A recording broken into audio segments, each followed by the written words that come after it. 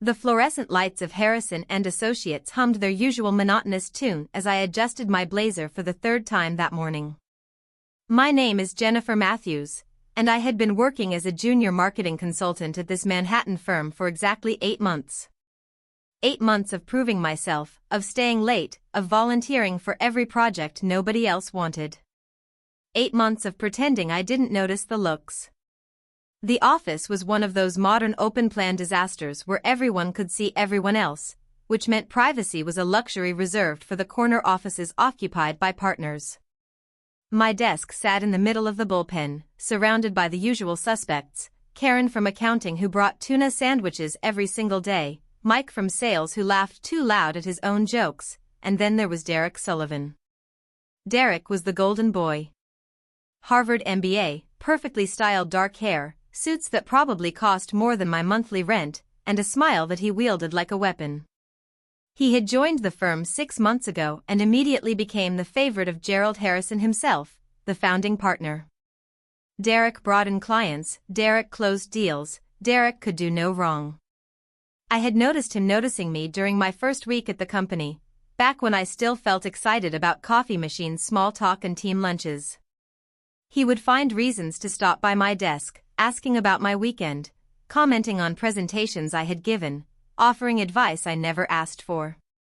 At first, I thought he was just being friendly. By month 2, his attention felt different. Heavier. More persistent. The breaking point came during a company mixer at some overpriced rooftop bar in Tribble. Derek had cornered me near the railing, standing too close, his breath smelling of expensive whiskey. He asked me out. I politely declined, explaining I preferred to keep work and personal life separate. His smile never wavered, but something shifted in his eyes. Something cold. After that night, Derek changed. The friendly colleague disappeared, replaced by someone who seemed determined to make my professional life miserable. He would talk over me in meetings, dismiss my ideas before I finished explaining them, volunteer me for grunt work in front of supervisors. But he did it all with that same charming smile, so smoothly that calling it out would make me look paranoid or oversensitive. This particular Tuesday morning started like any other. I arrived at 7:30, earlier than most, to finish a presentation for a potential client. The Riverside Hotel Group account could be huge for the firm, and I had spent weeks developing a comprehensive social media strategy. Gerald had specifically asked me to present it at today's 10 o'clock meeting. I was reviewing my slides when Derek strolled in around 8:15, coffee in hand, looking annoyingly well-rested. He made his way to his desk, which unfortunately sat just 3 rows behind mine. I tried to focus on my work, but I could feel his presence like a cold draft. Around 9, my phone buzzed. A text from my best friend Rachel: "Good luck with the big presentation. You're going to kill it. Dinner tonight to celebrate?" I smiled and was typing a response when I heard Derek's voice, low and casual, probably thinking I couldn't hear him. He was talking to Jason, another consultant who seemed to worship the ground Derek walked on. I shouldn't have paid attention. I should have put in my earbuds and focused on my presentation. But something in Derek's tone made me pause. My phone was still in my hand, screen unlocked. And for some reason I still can't fully explain, I opened the voice recorder app. Maybe it was instinct. Maybe it was all those months of subtle hostilities finally getting to me.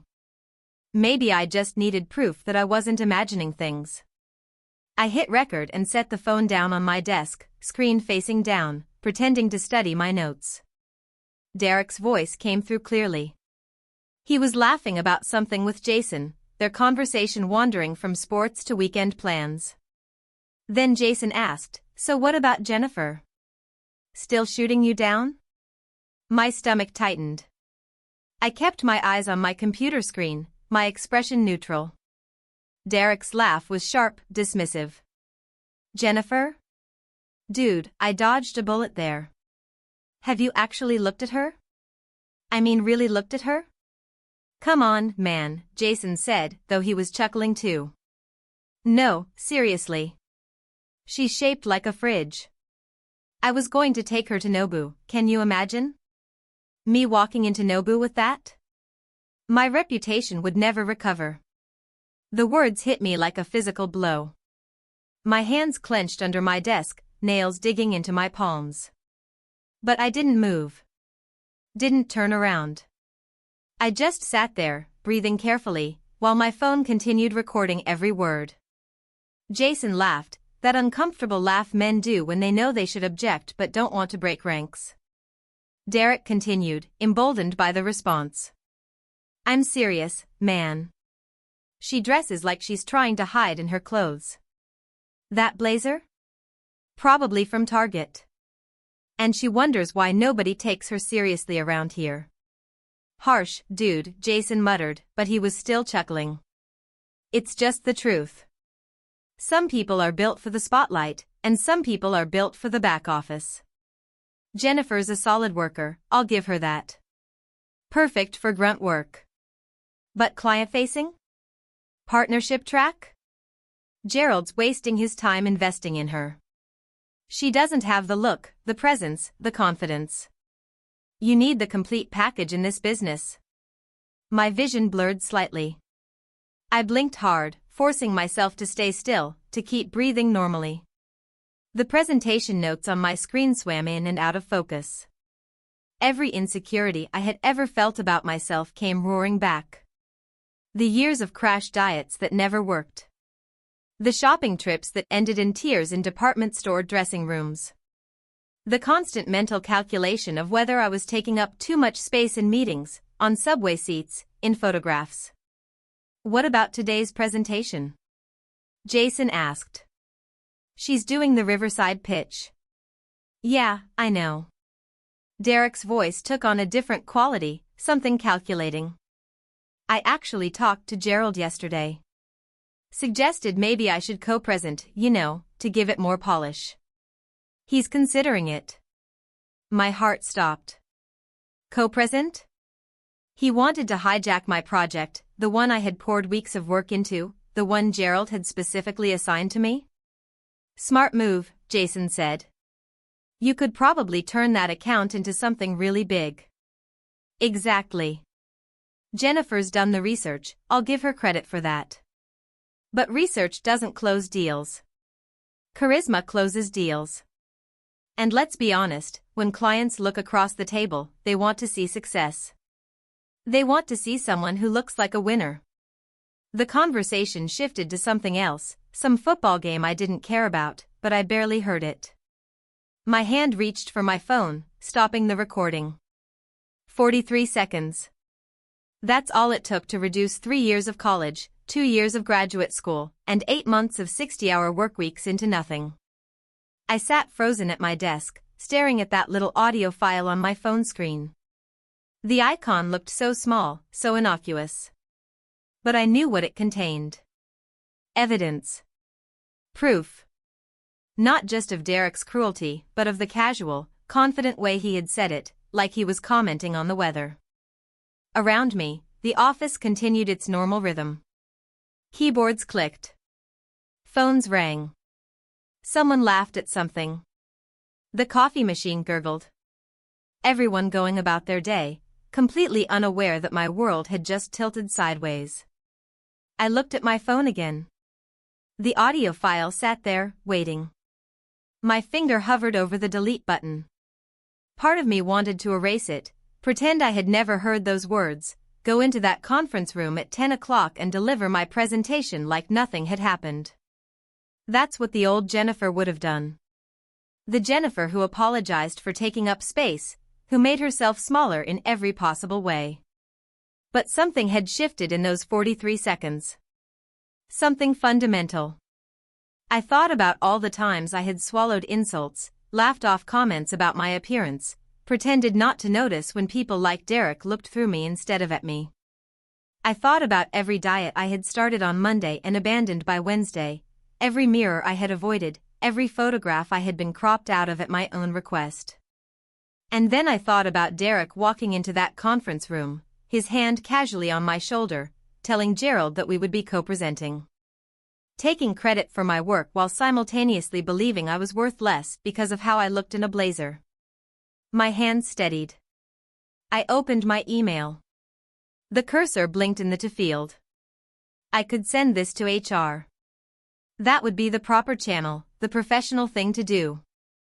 HR would investigate, there would be meetings, statements, maybe a mediation session where Derek would apologize with that same charming smile and nothing would actually change. Or I typed a different email address. gerald.harrison@harrisonassociates.com. My heart hammered as I attached the audio file. The subject line took me 3 tries to get right. Finally, I settled on something simple, regarding workplace professionalism and the Riverside presentation. In the body, I kept it brief. Mr. Harrison, I believe you should hear this conversation that took place in the office this morning before today's client meeting. The audio speaks for itself. I look forward to presenting the Riverside strategy at 10 as originally planned.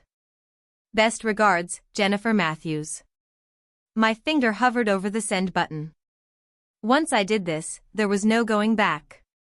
This wasn't just about Derek anymore. This was about every person who had ever been judged, dismissed, or diminished because of how they looked instead of what they could do. I pressed send. The whoosh sound felt impossibly loud. I set my phone down, my hands shaking now that the adrenaline was catching up with me. Across the office, Derek was still talking to Jason, completely unaware that his perfectly crafted image was about to shatter. If you've ever had a moment where you had to choose between staying silent and speaking up, you know exactly how this feels. If this story is hitting home, go ahead and subscribe to the channel.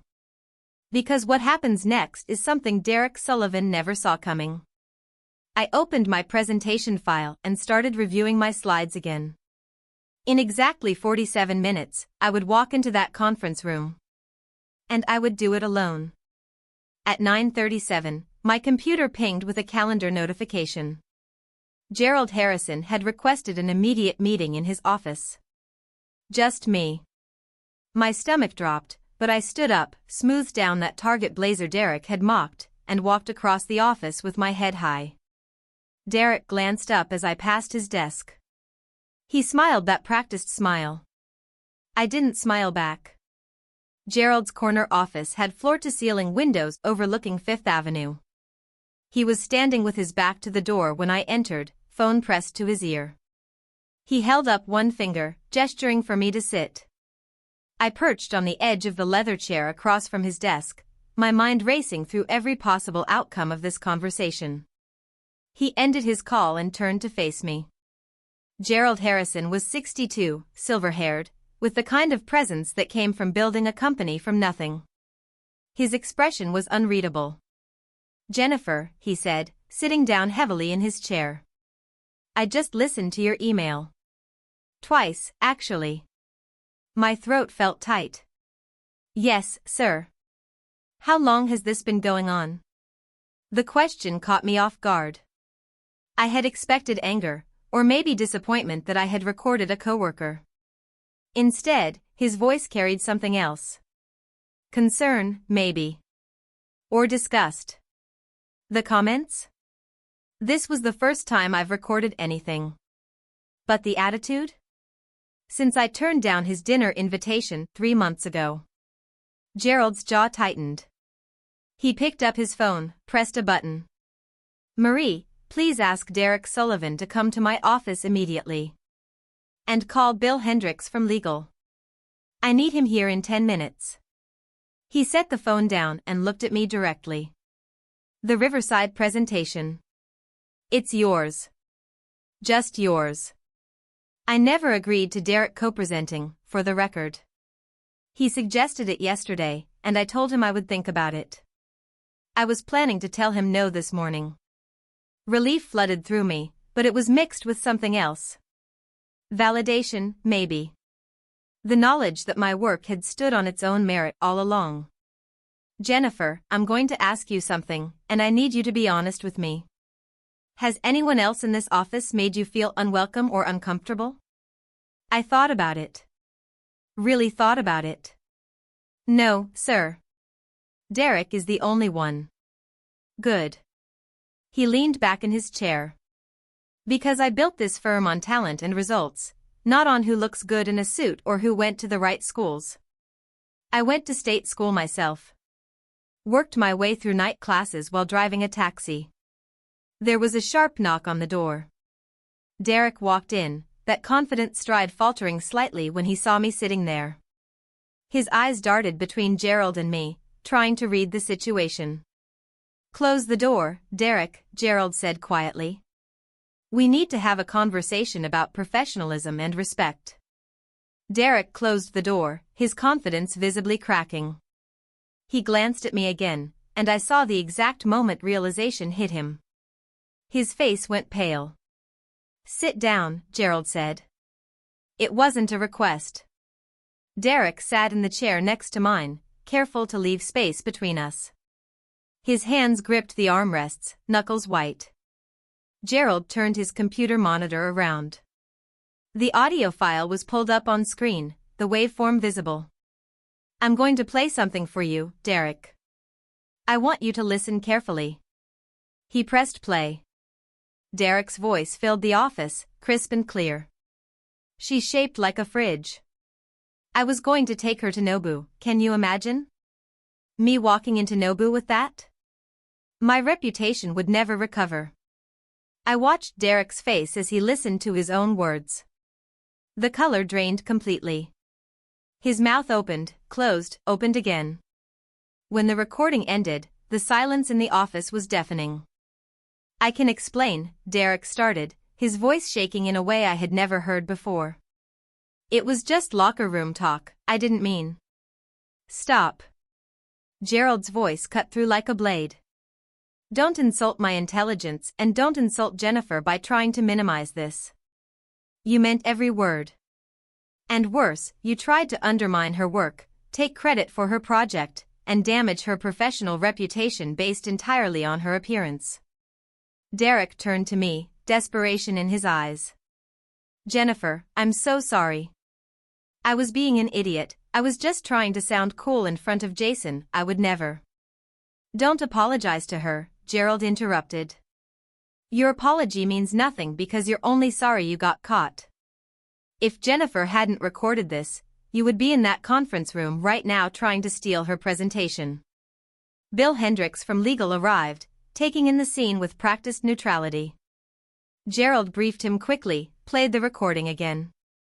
Bill's expression hardened. "Derek Sullivan, effective immediately, your employment with Harrison and Associates is terminated," Gerald said.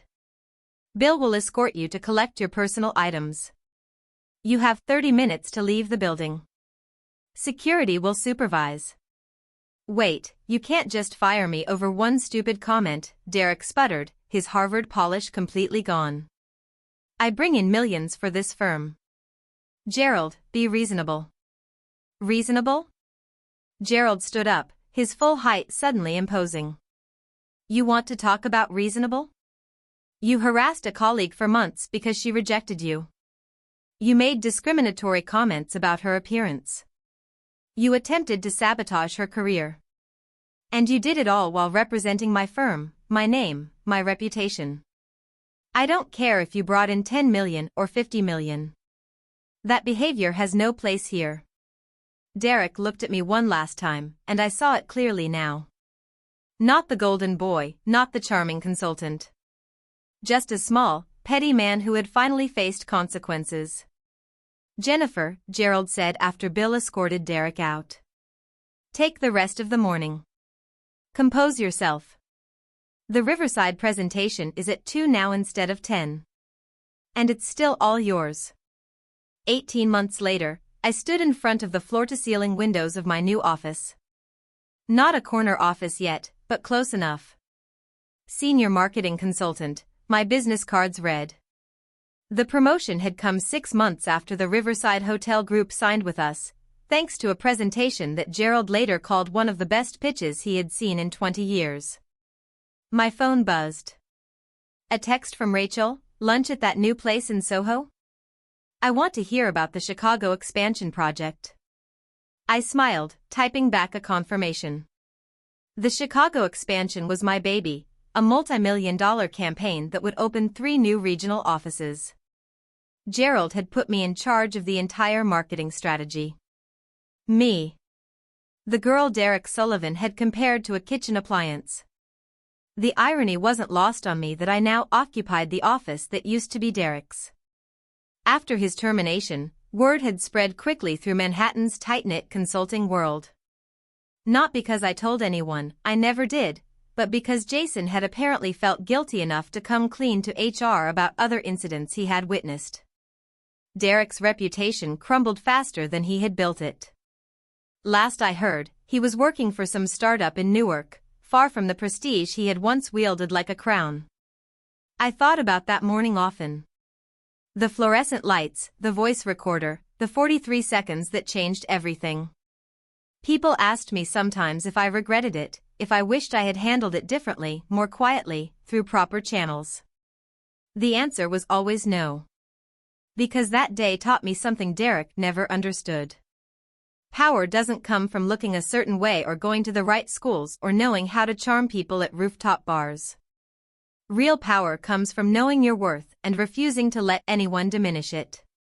My blazer collection had expanded significantly, though I still had that one from Target hanging in my closet at home. A reminder.